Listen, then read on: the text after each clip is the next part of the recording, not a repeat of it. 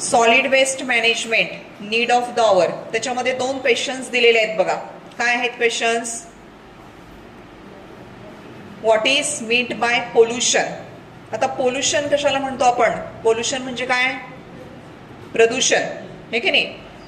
कुठल्याही टाईपचं पोल्युशन आपण कधी म्हणतो? ज्या वेळेला मेन जी बॉडी आहे, म्हणजे आता समजा वॉटर आहे, ठीक आहे, त्या पाण्यामध्ये आपण वेगवेगळ्या स्वरूपाचा कचरा जर टाकला तर काय होणार आहे?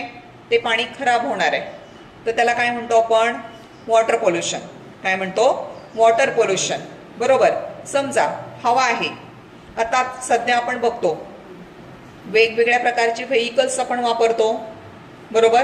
त्या व्हेइकल्स मधून बाहेर पडणारा जो धूर आहे, त्या धुरामध्ये वेगवेगळ्या प्रकारचे गॅसेस असतात. त्याच्यामुळे काय होतं? हवेचं प्रदूषण होतं, बरोबर. अजून काय? व्हेइकल्स शिवाय अजून काय? मोठमोठ्या इंडस्ट्रीज असतात, त्या इंडस्ट्रीजमध्ये वेगवेगळं प्रोडक्शन बनतं, हे की नाही.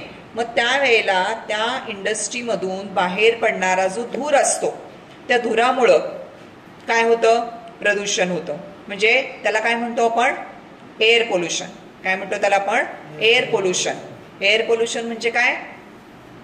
हवेचं प्रदूषण. एअर पोल्युशनचा अर्थ काय? हवेचं प्रदूषण. त्याच्यानंतर समजा आता आपण बघतो की गणपतीचे दिवस आहेत, हे की नाही. तर ज्या विसर्जन मिरवणुका वगैरे काढल्या जातात, त्यावेळेला मोठमोठे डॉल्बी सिस्टीम जोडल्या जातात. तिथं मोठमोठ्या आवाजामध्ये काय? गाणी लावली जातात. मग त्या आवाजांमुळं किंवा त्या डॉल्बीमध्ये जी काही स्पंदन निर्माण होतात ना, म्हणजे व्हायब्रेशन्स निर्माण होतात, त्याच्यामुळे काय होऊ शकतं? आपल्या कानावरती त्याचा विपरीत परिणाम होऊ शकतो. लक्षात घ्या. म्हणजे तो जो आवाज आहे, आपल्या कानाची क्षमता एक ठराविक लिमिट पर्यंत असते. त्याच्यापेक्षा जर मोठा आवाज झाला तर आपल्या कानाच्या पडद्यांना तो सहन होत नाही. मग कानाचे पडदे कायमस्वरूपी निकामी होऊ शकतात आणि आपल्याला कायमस्वरूपी बहिरेपणा येऊ शकतो. तर हे सध्या सगळ्यांना समजणं गरजेचं आहे. परंतु आपण कुणीही ह्या गोष्टीकडं लक्ष देत नाही आणि मोठमोठ्या आवाजामध्ये गाणी लावली जातात, त्याच्यावरती डान्स केले जातात, हे की नाही. त्यामुळे जे प्रदूषण होते ते प्रदूषण, त्याला काय म्हणायचं? Sound pollution. काय म्हणतात त्याला? Sound pollution. साऊंड पोल्युशन म्हणजे काय? ध्वनी प्रदूषण. साऊंड पोल्युशनचा अर्थ काय? ध्वनी प्रदूषण. किंवा त्याला अजून नॉईज पोल्युशन असं देखील म्हटलं जातं, बरं का. Noise pollution. नॉईज पोल्युशन म्हणजे काय? नॉईज म्हणजे काय? ध्वनी ना, हे की नाही. आवाज. आवाजामुळे होणारं प्रदूषण, त्याला काय म्हणायचं आहे? नॉईज पोल्युशन म्हणायचं आहे. त्याच्यानंतर त्या ठिकाणी आता जमिनीमध्ये आपण वेगवेगळ्या प्रकारची खतं वापरतो, बरोबर आहे. कीटकनाशकं वापरतो. त्याच्यामुळं काय होतं? जमिनीमध्ये एक महत्वाचे असे जीवाणू असतात. आपण मागच्या तासाला शिकलो होतो, बरोबर. हे जे जीवाणू आहेत, हे जीवाणू जमिनीमध्ये नायट्रोजन फिक्सेशनचं काम करतात. नायट्रोजन फिक्सेशन म्हणजे काय? आठवतंय का? हवेतला नायट्रोजन वनस्पतींना डायरेक्ट वापरता येत नाही. मग हे जीवाणू काय करतात? हवेतला नायट्रोजन शोषून घेतात आणि ह्या नायट्रोजनचं रूपांतर नायट्रोजनयुक्त पदार्थामध्ये करतात, बरोबर आहे. आणि मग असा जो नायट्रोजन आहे, नायट्रेट किंवा नायट्राइटच्या फॉर्ममध्ये हा कुठं साठवला जातो? जमिनीमध्ये साठवला जातो. आणि मग जमिनीमधला नायट्रोजन काय केला जातो? वनस्पती मुळांमार्फत ऍब्सॉर्ब करून घेतात आणि त्यांची नायट्रोजनची गरज पूर्ण होते, बरोबर. पण आपण ज्या वेळेला कीटकनाशकांचा वापर करतो किंवा जंतुनाशक, म्हणजे ज्या वेळेला पिकं असतात, पिकामध्ये कीड पडली किंवा रोग पडला तर काय केलं? औषधाची फवारणी करतात की नाही. आणि त्याच्यामुळे ते जे औषध आहे, ते औषध काय होतं? मातीमध्ये पडतं आणि मातीमधले जे युजफुल असे मायक्रो ऑर्गॅनिझम्स आहेत, ते मायक्रो ऑर्गॅनिझम्स काय होतात? किल होतात.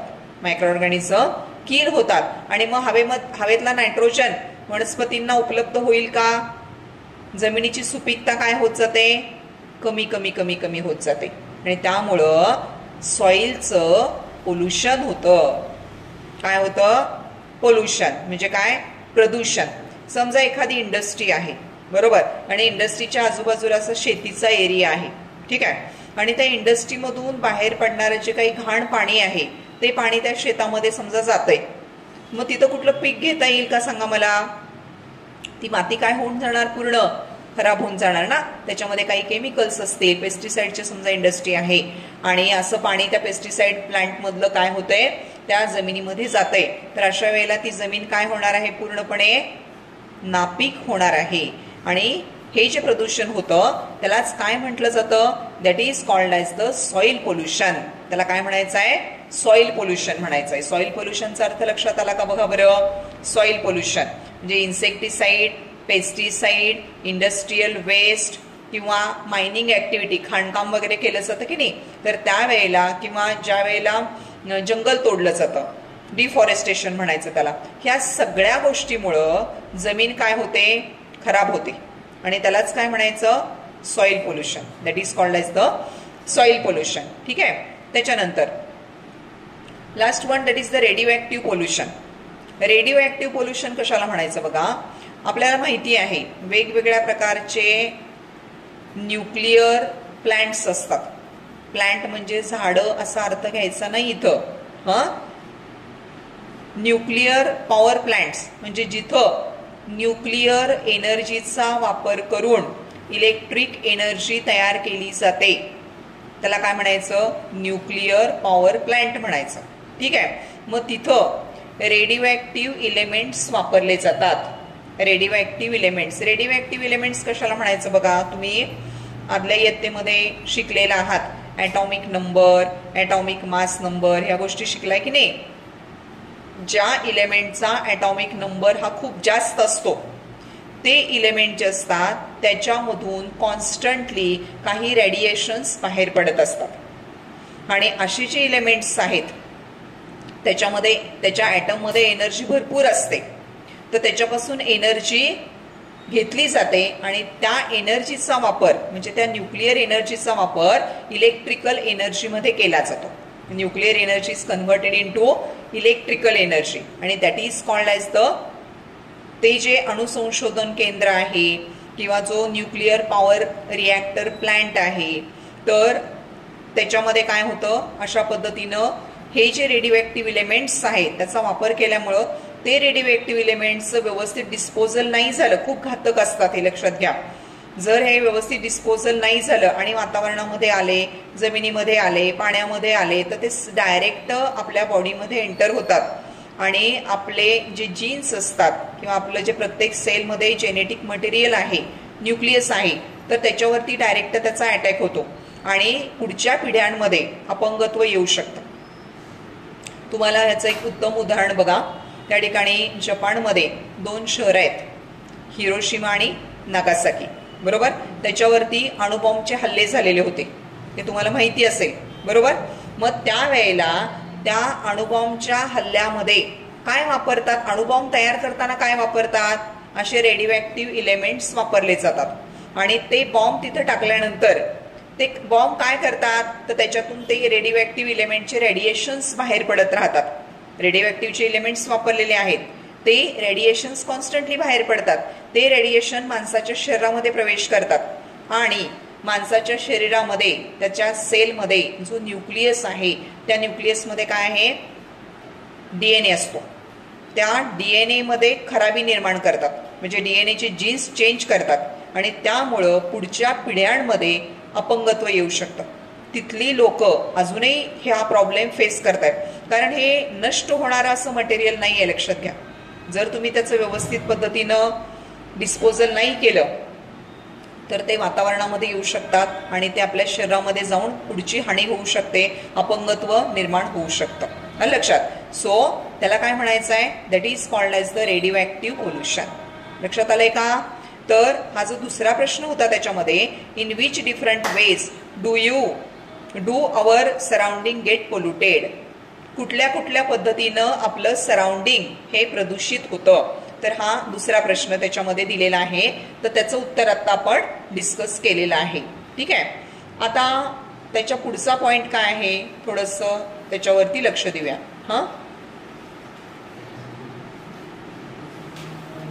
बघा आता नेक्स्ट जे दिलेलं आहे काय दिलेलं आहे की what is meant by solid waste. Solid waste कशाला म्हणायचं,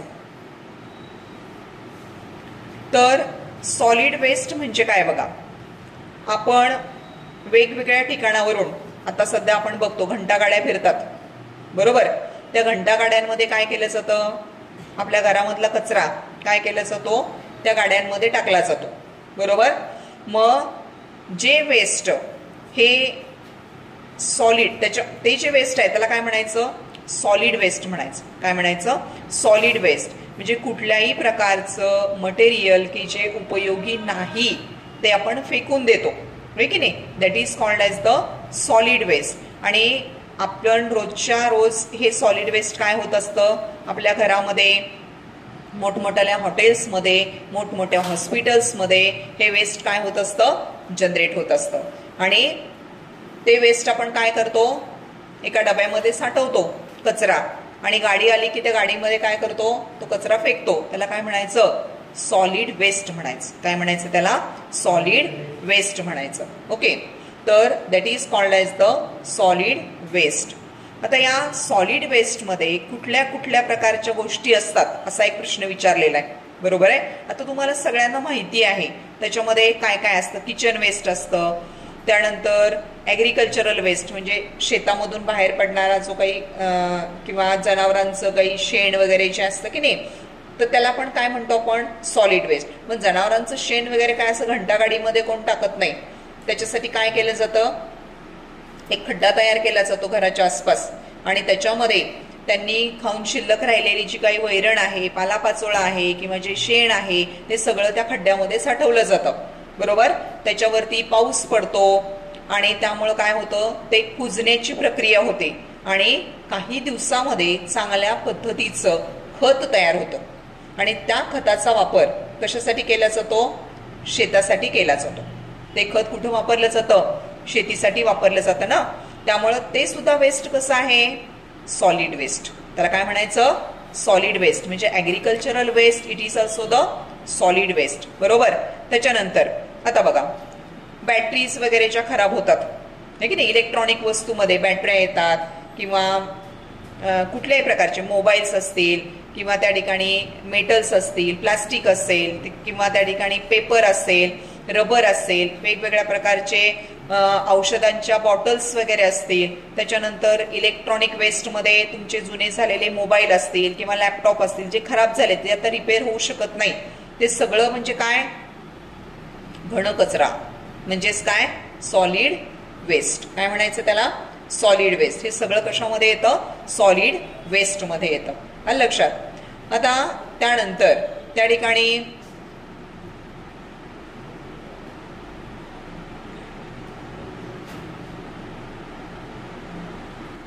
पेज नंबर 100 वरती दोन चित्र दिसत आहेत तुम्हाला बरोबर. सगळ्यांनी पुस्तकामध्ये लक्ष द्या. त्याच्यामध्ये पहिल्या चित्रामध्ये काय दिसतंय सांगा मला, what is the main difference between what we see in the two pictures A आणि बी. पेज नंबर 100 वरती त्या ठिकाणी दोन चित्र दिलेली आहेत आणि त्या दोन चित्रांचं काय करायला सांगितलेलं आहे, निरीक्षण करायला सांगितलेलं आहे. तर पहिल्या चित्रामध्ये काय दिसतंय तुम्हाला, कचरा दिसतोय आणि तो कचरा कसाही कुठेही फेकलेला दिसतोय. म्हणजे in image A we see garbage. Garbage म्हणजे काय, कचरा आहे की नाही. Garbage in the undesignated areas such as along the footpath and sides of the street. एक लक्षात घ्या, या ठिकाणी कचरा जो आहे तो कचरा हा कुठंही फेकलेला दिसतोय आपल्याला. म्हणजे रस्त्याच्या कडेला तो कचरा जमा झालेला दिसतोय. ऍक्च्युली रस्त्याच्या कडेला कचरा फेकण्याची जागा आहे का, नाही आहे की नाही. आपल्या तासगावमध्ये सुविधा बरी आहे, कचरा रोज गोळा केला जातो. म्हणजे असे कुठं कचऱ्याचे ढीग वगैरे पडलेले दिसत नाहीत.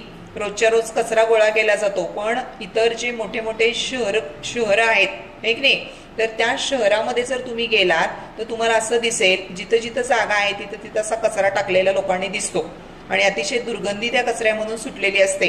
आणि जर असा कचरा साठला तर तो आरोग्याच्या दृष्टीनं अतिशय काय आहे, अनहेल्दी आहे ते. कारण त्याच्यातून काय होतं, जंतू बाहेर पडतात, त्याच्यामध्ये माशा वगैरे तयार होतात, आहे की नाही. इतर उंदीर वगैरे, घुशी ह्या प्राण्यांची तिथं पैदास होते आणि आजूबाजूला राहणाऱ्या लोकांना काय होतं, त्याचा त्रास होतो. म्हणजे असा कुठेही कचरा फेकून चालत नाही. तर पहिल्या चित्रामध्ये कचरा जो आहे हा फुटपाथवरती किंवा स्ट्रीटच्या कडेला टाकलेला आपल्याला दिसत आहे.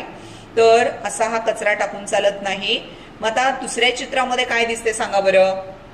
तोच एरिया आहे, पण दुसऱ्या चित्रामध्ये काय केलंय, तो एरिया स्वच्छ केलाय. स्वच्छ केलाय म्हणजे तिथला सगळा कचरा काय केलेला आहे, उचललेला आहे. म्हणजे in image be footpath and sides of the street are maintain clean. काय ठेवलेले आहेत, ते क्लीन ठेवलेले आहेत.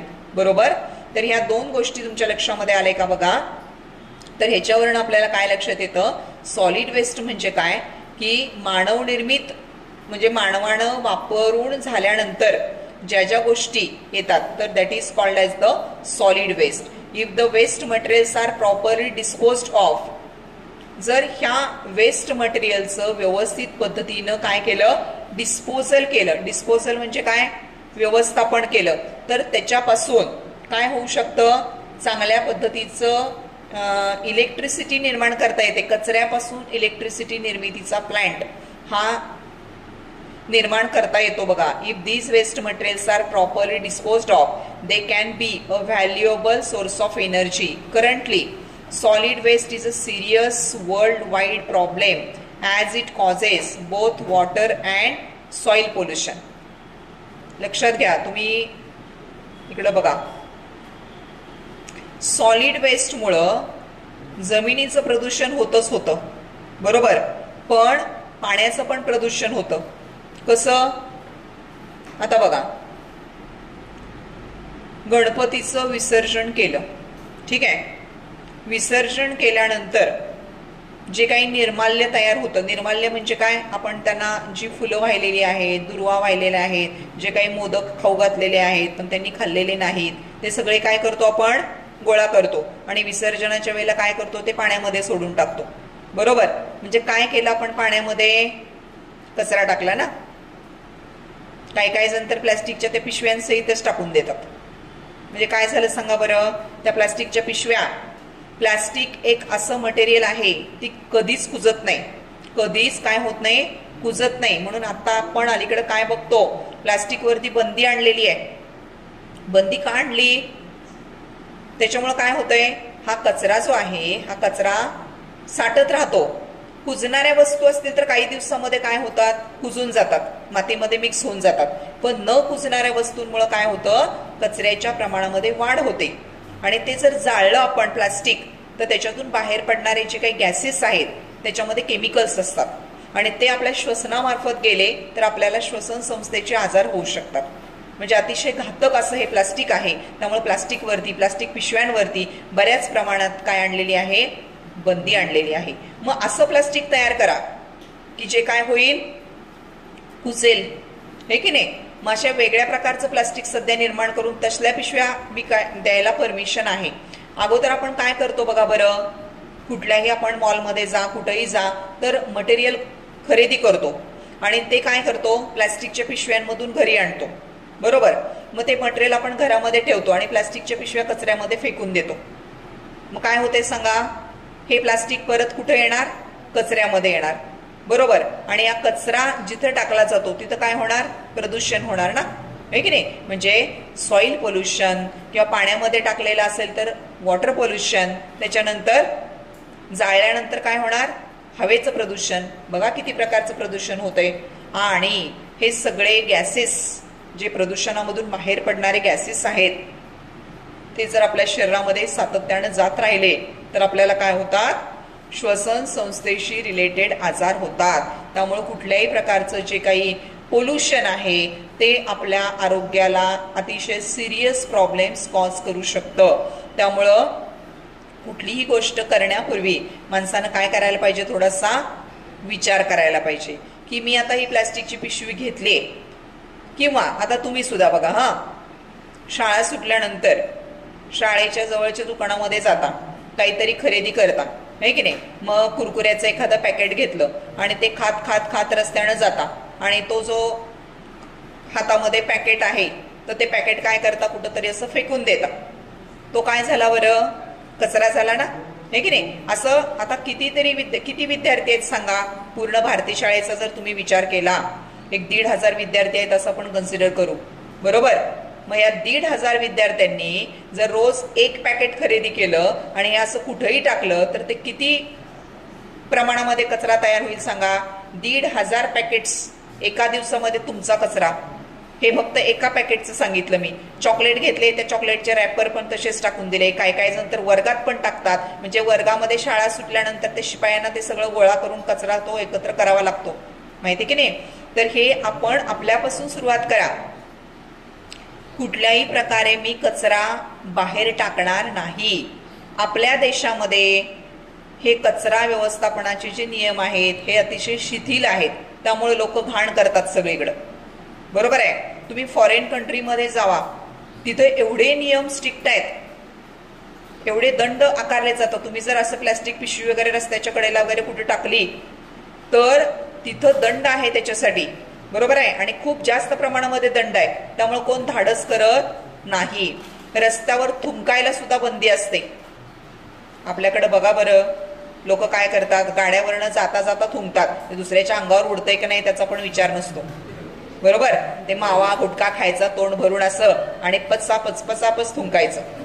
हा, किती घाण करतात सांगा बरं. हे आपल्याला आता ऐकायला कसं वाटतंय सांगा, चांगलं वाटतंय? नाही वाटत. त्यामुळे इथून पुढं लक्षात ठेवायचं काय, रस्त्यावरती सार्वजनिक ठिकाणी कचरा करायचा नाही, कुठंही पचापच थुंकायचं नाही, हे लक्षात ठेवा, बरोबर. आणि सगळ्यात महत्वाचं, आता शाळांमध्ये टॉयलेट्सची फॅसिलिटी असते आपल्याला, बरोबर आहे. टॉयलेट्स असतात ना, तिथं सुद्धा आपण त्याचा वापर केल्यानंतर पाणी टाकायची कमीत कमी आपली जबाबदारी असते. तिथं लक्ष द्या, इकडं हसण्याचा विषय नाही आहे हा.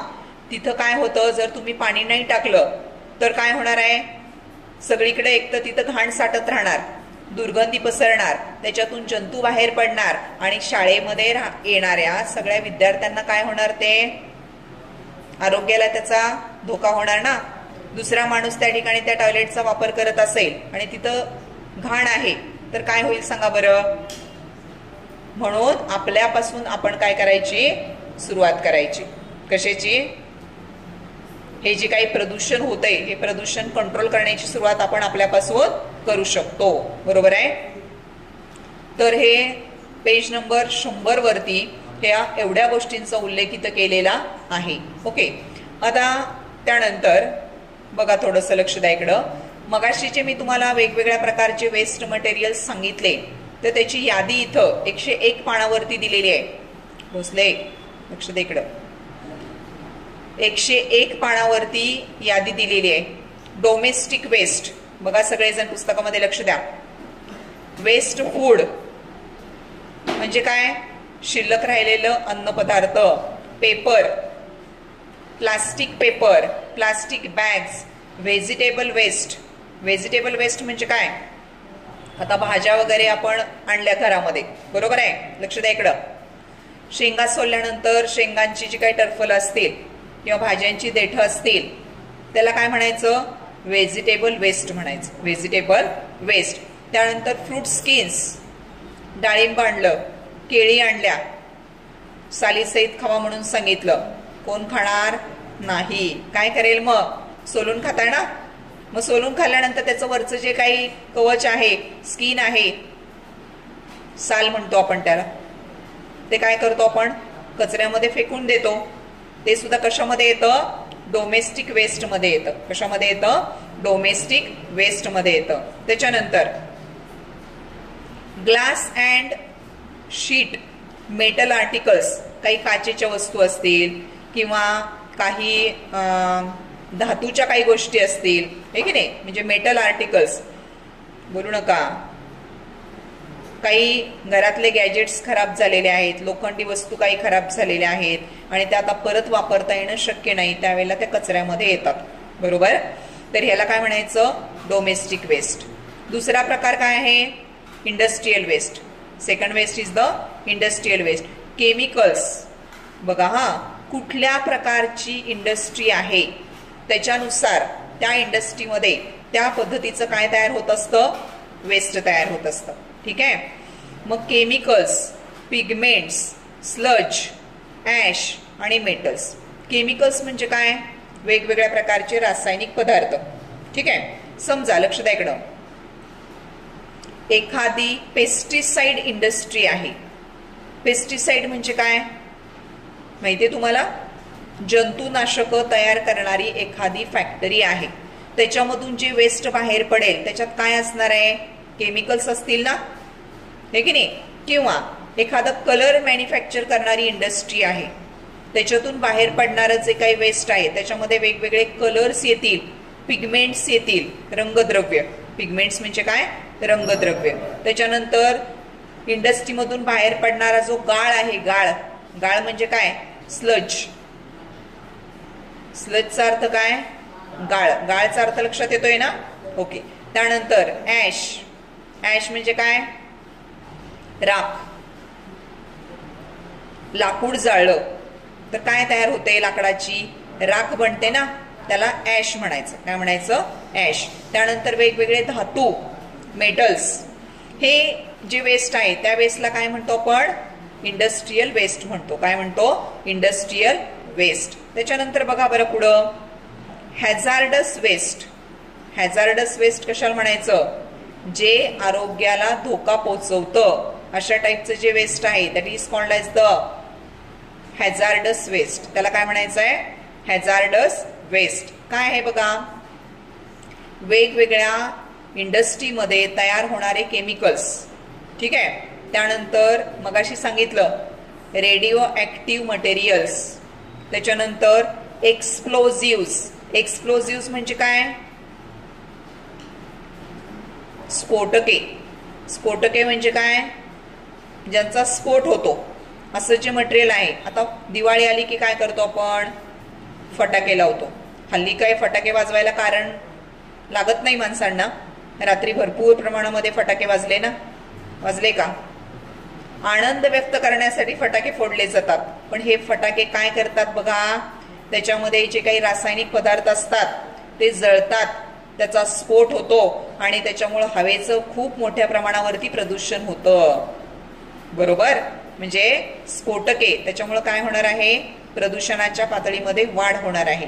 ठीक आहे. त्यानंतर इन्फेक्शियस मटेरियल्स. इन्फेक्शियस मटेरियल्स म्हणजे काय बघा, लक्ष द्या सगळीकडं. दवाखान्यामधलं वेस्ट आहे. बरोबर? दवाखान्यामध्ये खूप साऱ्या प्रकारचे जंतू असतात. ठीक आहे. मग तिथून बाहेर पडणारा जो कचरा आहे, समजा तिथं ऑपरेशनसाठी काही मटेरियल वापरलेलं आहे, कॉटन वापरले किंवा त्या ठिकाणी अजून काय काय वापरलंय, तिथं ड्रेसिंग वगैरे ओल्ड काढलेले आहेत, तर त्यावेळेला ते कापूस असेल किंवा त्या पट्ट्या असतील, हे जे मटेरियल आहे त्याच्यावरती जंतू असतात. बरोबर?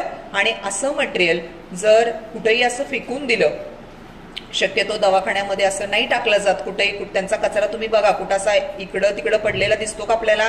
एखादा दवाखान्यात रस्त्याच्या कडेला सलाईनच्या बॉटल पाडल्यात किंवा ऑपरेटेड पार्ट टाकलाय असं बघितलंय का कधी? नाही. त्यांची एक व्यवस्था असते. ते वेस्ट कलेक्ट करणारी वेगळी सिस्टीम असते. आणि ते वेस्ट अतिशय घातक असल्यामुळं ते असं बाहेर कुठेही टाकलं जात नाही.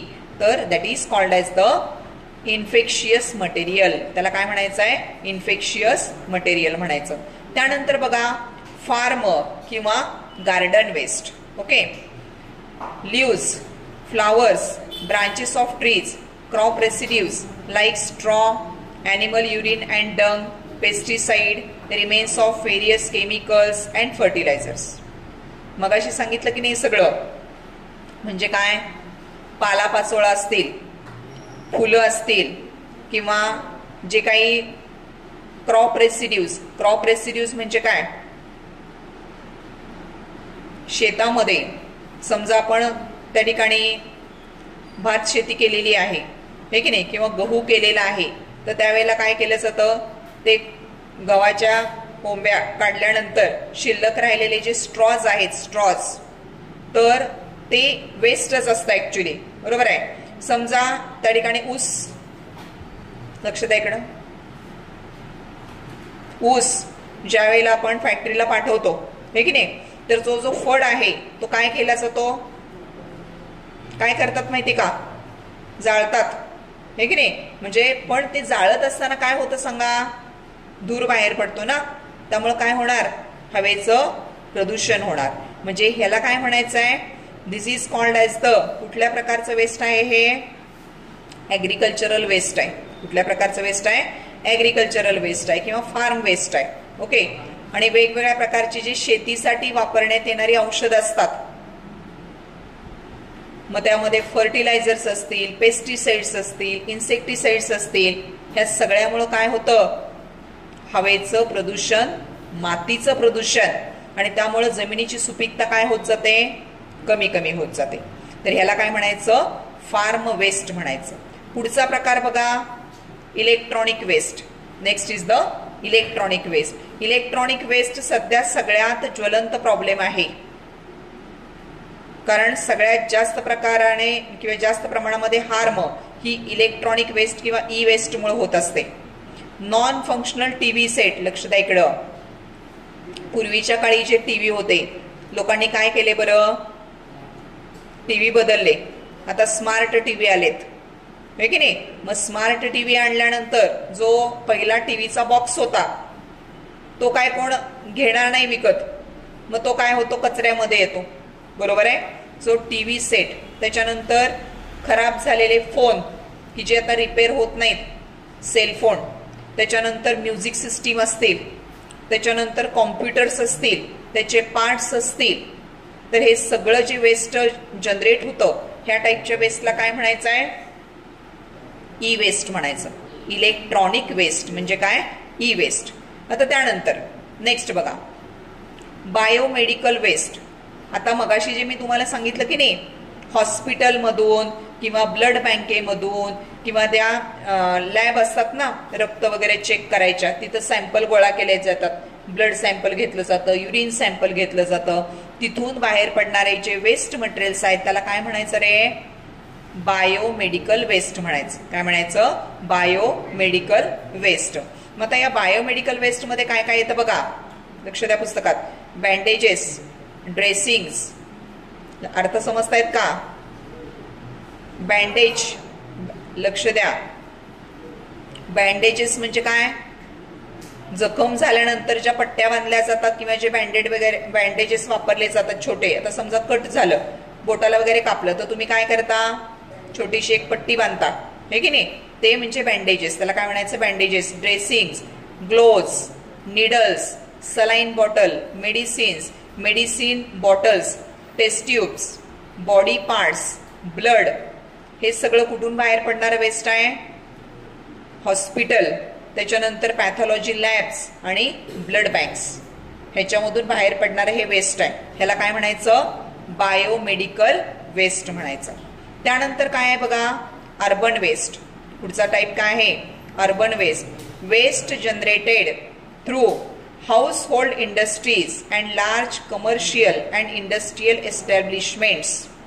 घरगुती स्वरूपाचे काही व्यवसाय असतील त्याला म्हणायचं हाऊसहोल्ड इंडस्ट्रीज, किंवा मोठ्या प्रमाणावरती मोठी एखादी इंडस्ट्री आहे त्याच्यामध्ये जनरेट होणारा जे वेस्ट आहे, किंवा कॅरी बॅग्स असतील, ग्लास असेल, मेटल पीसेस असतील, किंवा रॉड्स असतील, थ्रेड्स असतील, rubber, paper, cans from shops, vegetable and meat markets, construction waste, हे सगळं जे वेस्ट येतं हे कुठल्या वेस्टमध्ये येतं, अर्बन वेस्ट. शहरामध्ये तयार होणारं जे वेस्ट आहे त्याला काय म्हणायचं, अर्बन वेस्ट. त्यानंतर मगाशी सांगितलं एक काय, radio waste. Radio materials like, आता रेडिओ एलिमेंट्स कुठले कुठले आहेत त्यामध्ये बघा, radio materials strontium 10, cerium 141, barium 140 and heavy water etcetera, generated from atomic power plants, uranium mines, atomic research centres, nuclear weapon testing sites etcetera.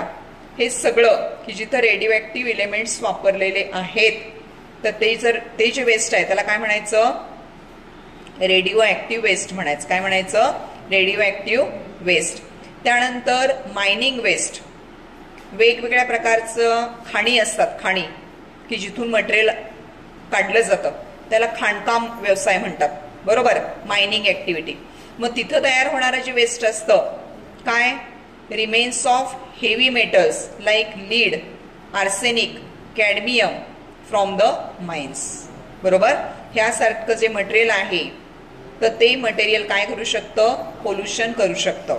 तर that is the different types of the waste generated आणि त्याचे sources. तर हा जो chart सांगितलेला होता किंवा table सांगितलेला होता 101 पानावरचा, तर त्याचं आपण डिस्कशन केलेलं आहे. इथपर्यंतचा पाठ सगळ्यांना समजलाय का? ठीक आहे, ओके.